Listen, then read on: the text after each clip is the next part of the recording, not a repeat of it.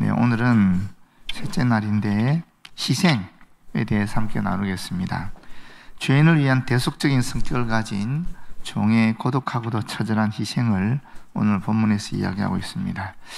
로마서 6장 23절에 보게 되면 죄의 삭은 사망이다, 죽음이다라고 얘기하고 있지 않습니까?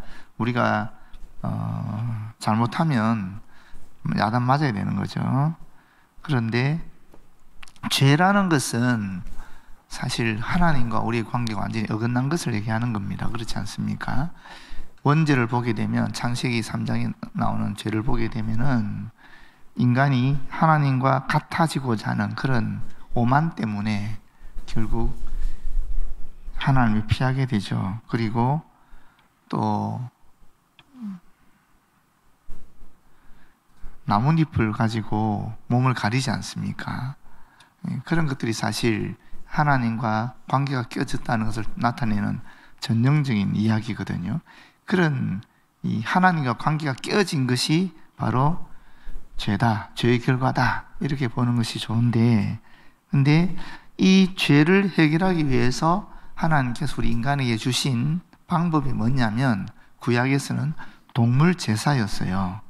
이 동물 제사라는 것이 왜 이 죄를 가릴 수 있느냐 하면은 하나님께서 원죄 상태에 빠진 인간에게, 인간은 나뭇잎으로 가렸지만은 하나님 주신 것이 있잖아요. 에덴 추방하기 전에 하나님 뭘 주셨습니까? 가죽 옷을 주셨잖아요. 그 가죽 옷은 누군가는 희생되었다라는 거든 아니겠습니까? 피가 있었다는 거예요. 그래서 레위기 17장 11절이나 히브리 9장 24절에 보게 되면 이 피 흘림이 없은즉 사함이 없다. 다시 말하면 육체의 생명은 피에 있기 때문에 피가 죄를 속한다 하는 그런 말씀을 하고 있어요. 그 흔적이 바로 이 동물 제사입니다. 하나님께서 이 가죽옷을 주셨다는 소리는 결국 가죽옷이 우리 인간의 몸을 덮었다는 소리잖아요. 인간의 죄를 덮었다라는 거거든요. 인간의 죄를 없앴다라는 것이 아니라 인간의 죄를 덮었다라는 의미가 그 가죽 옷에 있습니다. 동물 제사라는 것도 똑같지요. 동물 제사를 통해서 사실 피를 흘리게 되니까 그 피 안에는 생명이 담겨 있기 때문에 우리 인간의 생명을 연장시키는 역할을 하는 거죠. 죄로 말미암아 죽어야 되는데 그 피로 말미암아 우리 생명이 연장되는 그런 역할을 한 것이 사실 동물의 희생 제사였습니다. 그런데 이 동물의 희생 제사라는 것이 인간의 죄를 완전히 가릴 수 있느냐? 그건 아니죠. 그렇기 때문에 그림자가 되는 겁니다. 그래서 예수께서 이 땅에 오셔서 때가 되어서 온전한 희생 제물로 바쳐진 것 때문에 비로소 우리 인간에게는 더 이상 동물 희생 제사를 통해서 우리의 생명을 연장하는 것이 아니라 이제 완전한 예수 그리스도의 피로 말미암아 우리의 생명이 영원히 연장되는 그런 일이 일어나게 된 것입니다. 그런 이야기를 오늘 하게 되는데, 사실 베드로전서 2장 24절에도 보게 되면 베드로가 이 부분을 온전히 4절을 그대로 인용하는 게 나오거든요. 친히 나무에 달려 그 몸으로 우리 죄를 담당하셨으니 이는 우리로 죄에 대하여 죽고 의에 대하여 살게 하려 하심이라. 그가 채찍에 맞음으로 너희는 나음을 얻었나니 너희가 전에는 양과 같이 길을 잃었더니 이제는 너희 영혼의 목자와 감독 되신 이에게 돌아왔느니라 하는 말씀하는 거죠. 그래서 오늘 본문의 말씀은 이런 대속적인 성격을 가진 종의 처절한 희생에 대한, 고독한 희생에 대한 이야기를 한다라고 볼 수 있습니다. 오늘 본문을 좀 보겠습니다. 그는 실로 우리의 질고를 지고 우리의 슬픔을 당하였거늘 우리는 생각하기를 그는 징벌을 받아 하나님께 맞으며 고난을 당한다 하였노라. 이 이사야 선지자가 사실은 그 당시에 우상 숭배를 했던 우상 숭배자들을 바라보면서 이 말씀을 한 거거든요. 여기 보게 되면은 우상 숭배자들이 그 당시에 우상을 짊어지고 그렇게 다녔다라고 얘기해요. 그래서 그 모습을 보면서 이방 종교의 우상 숭배자들은 사실 어떻게 생각하면 이방 종교는 우리 인간을 오히려 더 힘들게 고통스럽게 한다라는 것입니다. 우리가 고통의 짐을 지고 가게 한다는 존재라는 거예요. 반면에 하나님은 당신의 종을 보내셔서 우리의 짐을, 우리의 질병을, 육체적 질병뿐 아니라 정신적인 고통까지도 짊어지게 하셨다라는 이야기를 하고 있는 것입니다. 이것은 어제도 말씀드렸기 때문에 이 질고라는 것이 육체의 질병을 말하고 또 슬픔이라는 것은 정신적인 고난과 고통을 이야기한다라고 말씀드렸죠. 그런데 우리 자신은 어떻게 생각하느냐? 이 징벌을 받았다는 말을 갑작스럽게 닥치는 무슨 재난으로 보고 있거든요. 그래서 갑작스럽게 닥친 이 재난 때문에 하나님의 종이 크게 오해받을 만한 그런 어떤 큰 고난을 당하게 되고, 그것을 보면서 사람들은 메시아가 하나님께 큰 징벌을 당했다, 이렇게 단정하는 예언을 하고 있는 것입니다. 사실 신명기 21장 23절에 보게 되면 이런 말씀이 있어요. 나무에 달린 자마다 저주를 받은 자니라는 말씀이 있거든요. 그런데 예수님이 십자가에 달리셨잖아요. 십자가는 나무잖아요. 그래서 실제로 그 당시 이스라엘 백성들은, 유대 사람들은 예수님이 하나님께 저주를 받아서 십자가에서 못 박혀 죽었다, 이렇게 이야기했습니다. 사실 그 저주는 예수님이 받을 저주가 아니었죠. 우리가 인간이 받을 저주였는데 그들은 그렇게 말했죠. 다시 말하면 하나님의 종 메시아는 우리를, 인간을 대신해서 육체적인 고통과 정신적인 고통을 당하는데도 불구하고 정작 그를 통해서 직접 혜택을 얻은 사람들은, 인간들은 그를 보면서 그 자신의 죄 때문에 징벌을 당한다라고 생각한다라는 겁니다. 이런 예언을 했다라는 겁니다. 그런데 그런 예언들이 그대로 예수님 시대에 예수님을 통해서 이루어졌다라는 것입니다. 그런데 5절 보시게 되면 앞에 한 문장이 한 단어가 빠졌는데 그러나 하는 말이 빠졌어요. 이 원어에는 있지만, 그러나 그가 찔림은 우리의 허물 때문이요 그가 상함은 우리의 죄악 때문이다, 이런 말씀이 있는데, 여기 보시면 이 찔림과 상함, 또 허물과 또 죄악이라는 것은 사실은 같은 의미를 가지고 있는 단어라고 볼 수 있습니다. 반복해서 강조하는 용법으로 볼 수 있겠죠. 이 찔림이라는 것은 구멍을 뚫는 것을 말하는 것이죠. 그렇지 않습니까? 또 이 상함이라는 것도 이 단순히 피부가 상하는 정도를 나타내는 것이 않고 이것은 사실은 굉장히 좀 처참한 말인데, 이 단어는 짓밟혀서 뼈가 완전히 으스러지는 그런 치명적인 상태를 말하는 것입니다. 실제로 이 찔림이라는 것이 구멍을 뚫는 거지 않습니까?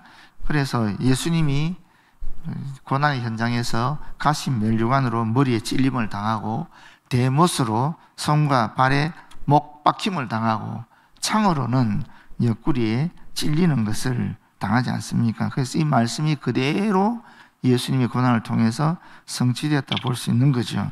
그런데 왜 그가 이렇게 찔림을 당하고 그가 이렇게 뼈가 으스리는 것과 같은 그런 육체적인 상함을 가지게 되느냐 하면은 바로 우리의 허물, 우리의 죄악 때문인데, 이 허물이라는 것도 그렇습니다. 사소한 실수나 연약함 정도가 아닙니다. 이것은 하나님을 향한 근본적인, 그런 인간의 근본적인 죄악의 상태를 표현하는 단어라고 볼 수 있습니다. 죄악도 마찬가지죠. 하나님을 배반하고 다른 우상을 섬기는 것 같은 하나님과 인간의 관계에 있어서 그 관계를 파괴하는 근본적인 그런 죄악을 표현하는 단어입니다. 그래서 여기서 또 똑같은 말이 나오는데, 이런 허물과 이런 죄악 때문에 사실 징계를 받고, 또 뒤에 보시면 채찍이 맞는다는 말이 나오죠. 이게 뭐 2번 반복되는 것이 4번 반복되는 것으로 나오는데, 이 징계라는 것은 뭐 우리 부모가 자식을 향해서 하는 그런 야단이죠, 야단. 근데 이 채찍이라는 것은 매질이죠. 그래서 여기서 보면 징계나 채찍이나 다 마찬가지인데 결국 1차적으로는 그리스도의 모든 육체적인 고난을 상기하는 말이죠. 앞에서 한 말이죠. 그러니까 실제로 예수께서 십자가 형벌을 받기 전에 채찍질을 당하지 않았습니까? 신문 과정에서 얼굴에 침뱉음을 받기도 했고요. 주먹과 손바닥으로 맞기도 했고 또 갈대로 머리를 맞는 그런 모욕을 당하기도 했지요. 그 현대의학으로 본 예수 그리스도 고통이라는 책이 있습니다. 거기 보면 이 부분이 어떻게 묘사되느냐 하면 이렇게 묘사되고 있어요. 로마 군병이 손에 채찍을 들고 한 걸음 다가섰다. 그것은 무거운 가죽끈으로 된 채찍으로 그 끝에는 각각 2개씩 동그란 납덩이들이 달려 있었다. 그 무거운 채찍으로 예수님의 어깨, 등 그리고 다리를 사정없이 거듭 내리쳤다. 처음에는 그 무거운 가죽끈들이 피부만을 찢었다. 그러나 계속 내리침에 따라 그 가죽 채찍이 피하 조직을 찢고 파고들자 모세관과 혈관에서 피가 줄줄 흘러나오고 드디어 속 근육에 있는 혈관에서 피가 뿜어나오기 시작했다. 그 조그만 납덩이들 때문에 계속되는 채찍질 때문에 넓고 깊은 상처가 생겼다. 마지막에는 그분의 등살 가죽이 마치 걸레처럼 너들너들해지고 등 전체는 알아볼 수 없을 정도로 찢어지고 피로 범벅된 살덩어리가 되었다. 이렇게 채찍에 맞았다라는 것입니다. 그리고 부활 후에도 사실 두 손과 옆구리에는 그런 고난의 흔적을 가지고 계셨죠. 물론 예수님이 이런 고통은 그런 육체적인 단순한 측면에만 국한된 것은 아니었고 앞에서 말씀드린 것처럼 이 정신적인 고난과 또 영적인 고통도 포괄하는 그런 표현으로 이해할 수 있죠. 그런데 이러한 예수님의 이런 징계나 이런 채찍에 맞는 것 때문에 주어지는 것이 있었는데 그게 바로 우리에게는 이 평화이죠. 이 평화를 누리게 되었고 또 나음을 받게 되었다라고 얘기하고 있지 않습니까? 이 평화가 뭡니까? 평화는 단순히 이 분쟁이 없는, 갈등이 없는 그런 상태를 설명하는 말이 아니죠. 이것은 어느 것 하나 조금도 부족함이 없는 그런 완벽한 행복의 상태를 나타낸다라고 볼 수 있고요. 여기 또 나음을 받았다. 이 나음과 평화는 같은 말이니까 이 받았다라는 단어가 굉장히 중요한데 이것은 인간의 어떠한 주도적인 그런 역할 때문에 이런 것이 주어진 것이 아니고 하나님으로부터 주어지는 수혜받는 그런 것을 나타내는 거죠. 다시 말하면 인간이 하나님에 대해 저지른 죄악은 단순히 양이나 송아지가 제물로 바쳐져서 피를 흘리는 것으로 덮어지는 것이 아니라는 것입니다. 범죄한 그 대상 자신이 쪼개져서 피를 흘린다 할지라도 그것은 덮여지지 않는다는 것입니다. 오직 그 죄악이 덮어지는 유일한 길은 죄가 하나도 없으신 완전히 의로운 존재인 예수께서 찢기시고 찔리는데 그 대속의 죽음으로 밖에는 방법이 없다 하는 것을 얘기하는 겁니다. 6절에 보시게 되면 우리 모두는 단 한 사람의 예외도 없이 다 양 같아서 그릇 행하여 각기 제 길로 가거늘 여호와께서 우리 모두의 죄악을 그에게 담당시키셨도다라고 말씀하고 있는데 이 양 같다 하는 말이 무슨 말입니까? 양 같다는 말이 바로 앞에 탐욕만을 생각하면서 한치 앞에 위험도 보지 못하는 그런 인간의 영적인 근시안을 얘기하기도 하고요. 또 동시에 줏대 없이 많은 사람이 가게 되면 나도 따라가서 멸망의 길로 달려가는 그런 영적인 어리석음을 말하는 것인데 양은 고개를 숙이고 풀을 먹을 때에 그 풀만 보고 따라간대요. 그래서 길을 잃는 경우가 흔하답니다. 또 뿐만 아니라 양은 한 마리가 뛰면 같이 그냥 뛰어간답니다. 어디로 가는지도 모르고 그냥 막 같이 뛰어간대요. 그런 양의 습성을 갖고 얘기하는 것입니다. 다시 말하면 우리 인간이 거룩한 삶으로 영혼을 내세를 영원한 생명을 준비한 뒤보다는 목전에 탐욕만 급급해서 범죄를 저지르기도 쉽고 또 자신이 가던 길이 멸망의 길인지도 모르고 남들이 가면 따라가는 그런 모습을 나타낸다라고 볼 수 있습니다. 그런데 여기서 각기 제 길이라는 말이 참 중요하죠. 하나님의 뜻을 따르지 아니하고 스스로 옳다라고 생각하는 그 길을 인간은 간다라는 것입니다. 그런데 잠언 14장 12절에 정말 재밌는 말이 있거든요. 어떤 길은 사람의 보기에 바르지만 필경은 사망의 길이다, 이런 말씀이 있어요. 내가 생각할 때 이 길은 참 바른 길이고 의의 길이고 거룩한 길이다 생각하지만 사실은 그것이 죽음의 길일 수 있다 하는 얘기를 하는 겁니다. 그렇기 때문에 우리가 우리 각각의 생각이나 판단으로 의를 결정해서 길을 따라가는 것이 아니라 어떻게 하라고 그랬습니까? 시편 119편 105절에 보면 주의 말씀은 우리 등에 빛이다 라는 말하고 있지 않습니까? 주의 말씀이 우리를 이끌어 가야 되는 거죠. 그렇게 하지 않을 때 우리가 각기 제 길로 가게 되면, 내가 스스로 옳다라고 생각하는 그 길을 가게 되면 우리는 죽음의 길에 봉착할 수밖에 없다라는 이야기입니다. 여호와께서는 우리 모두의 죄악을 그에게 담당하셨다. 여기서 보시게 되면 하나님의 강력한 단호한 의지를 느낄 수 있는 것입니다. 하나님께서 강력한 의지로 우리의 죄를 담당하기 위해 메시아, 당신의 종에게 우리의 죄를 맡기셨다 하는 이야기입니다. 그래서 이 메시아 예수 그리스도의 대속이라는 것은 하나님의 경륜 가운데서, 하나님의 섭리 가운데서, 하나님의 예정하신 가운데서 이미 창세 전부터 결정이 되어 있다라고도 볼 수 있는 겁니다. 우리가 또 창세 전이라고 하면 또 헷갈릴 수 있지만 시간 개념이 우리와 하나님은 다르다는 것을 다시 한번 염두에 두시면 좋을 것 같습니다. 그런데 여러분, 여기 중요한 얘기가 하나 더 있는데, 예수께서 이런 대속의 고난을 당하셨습니다. 당신의 생명으로, 당신의 피로 우리의 영원한 생명을 주셨다라고 볼 수 있지 않습니까? 하나님께서 가죽옷을 입히셨듯이 예수 그리스도의 피, 예수 그리스도의 생명이 사실 우리의 죄를 덮어주신 거거든요. 그런데 이것을 우리가 받아들이지 않으면 그건 아무런 의미가 없는 것 아니겠습니까? 그렇지 않습니까? 예수께서 나를 위해서 이런 정신적인, 육체적인 고난을 통해서 당신의 피로, 당신의 생명으로 우리의 죄를 속죄하셨다, 대속하셨다, 이런 것을 우리가 믿지 않으면 아무런 의미가 없다라는 것입니다. 이걸 믿을 때에 그 예수 그리스도의 그러한 모든 대속적인 은총이 우리에게 주어지는 것 아니겠습니까? 그걸 믿지 않으면 아무런 효과를 누릴 수 없다라는 겁니다.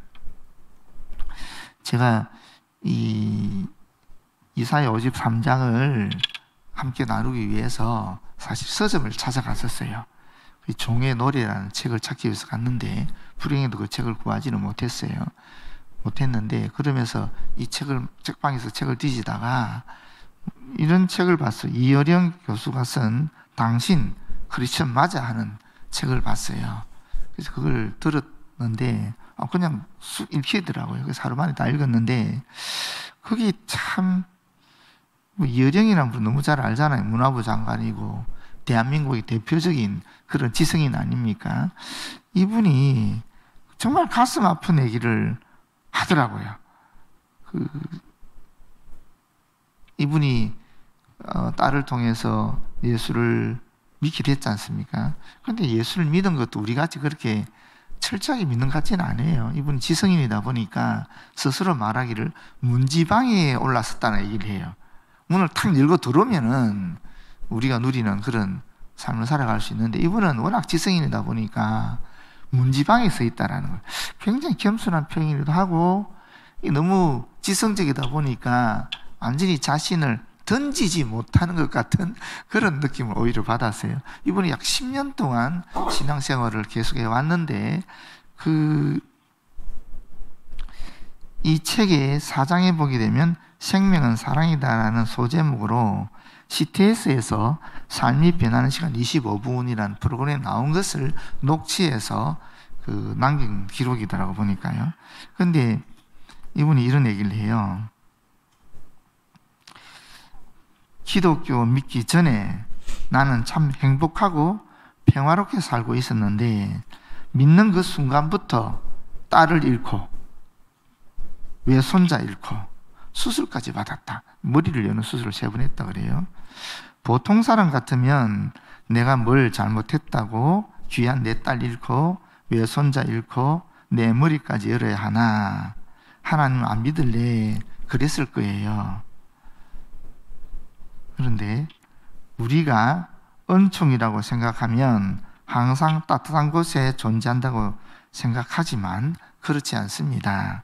하나님의 사랑은 영하 40도의 사랑입니다. 여러분, 영하 40도의 사랑을 이해할 수 있습니까, 여러분? 이해가 안 되죠, 그죠? 이 영하 40도라는 것은 황제 펭귄 얘기를 하더라고요. 황제 펭귄은 이 날이 추워지면 오히려 더 추워지는 쪽으로 들어간대요. 근데 그 더 추워진 쪽에 들어가게 되면 영하 40도가 되게 되면 거기는 천적이 존재할 수 없대요. 너무 추우니까 아무도 존재할 수 없는 거예요. 그 천적을 오히려 피해서 영하 40도가 되는 그런 극한 지대로 들어간다라는 거예요. 그리고 자기들끼리 똘똘똘 뭉쳐가지고 그 추위를 극복한다라는 겁니다.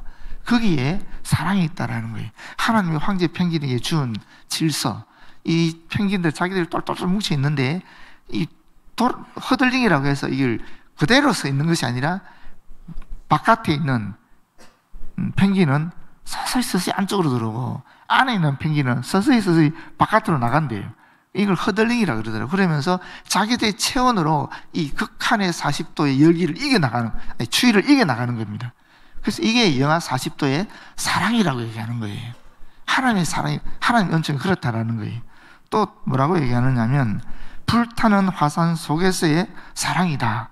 하나님의 사랑은 그만큼 또 뜨겁기도 하다라는 거예요. 이렇게 춥기도 하지만 또 이렇게 뜨거운 열정을 갖고 있는 그런 사랑이라는 겁니다. 그것으로 날아가면 악령 같은 잡것들은, 천적들은 다 사라지고 하나님이 그 자리에 성령의 씨를 박으신다라는 거예요.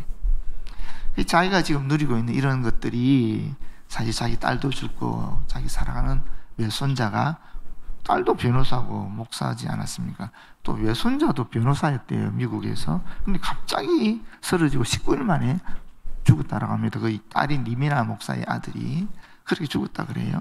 본인은 또 암에 걸리고. 그러니까 이런 것들이 바로 영하 40도의 하나님의 사랑이라는 거예요. 영하 40도 하나님의 사랑.